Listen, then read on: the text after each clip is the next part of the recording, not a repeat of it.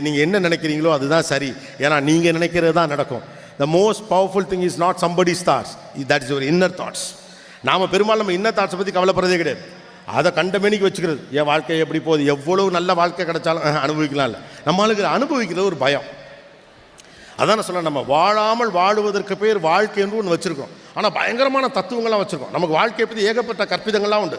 தினந்தோறும் காலையில் வாட்ஸ்அப்பில் வாழ்க்கைனா என்னென்னு தெரியுமான்னு ஒரு தத்துவம் வந்தால் அது ரோசாப்பூ படம் போட்டு லைக்கு போட்டு அனுப்புறது. ஆனால் வாழ்க்கைனா என்ன நம்ம புரிஞ்சுக்கிறதே கிடையாது. வாழ்க்கைங்கிற ஒரு டெம்ப்ளேட் இல்லை. உங்கள் வாழ்க்கை வேறு, என் வாழ்க்கை வேறு. இப்போ கூட நீங்கள் கேட்டிங்கல்ல, இவர் கோட்டு போட்டு வரலையா, ஒவ்வொருத்தருக்கும் அடுத்த ஒரு வாழ்க்கை குறித்து ஒரு கற்பிதம் இருக்குது. கோபிநாத் தூங்கும்போது கூட கோட்டு போட்டு தான் தூங்குவார் நம்புறவங்களாம் இருக்க வாய்ப்பு இருக்குது. அவர் வீட்டில் வந்து ஒரு ரேக் இருக்கும். அதை திறந்தீங்கன்னா பச்சல், ப்ளூ, மஞ்சள், சிகப்பு, வானவெளியில் இருக்கும் 7, 6 என்னது எத்தனை நேரம் இருக்குது தெரியல, அவ்வளவு கலரில் ஒரு கோட்டு வச்சுருப்பார். எங்கிட்ட சொந்தமாக ஒரு கோட்டு கூட இல்லைங்கிறது யாருக்குமே தெரியுமா? எங்கிட்ட இருக்க ஒரு கோட்டு கூட என்கிட்ட கோட்டே இல்லை.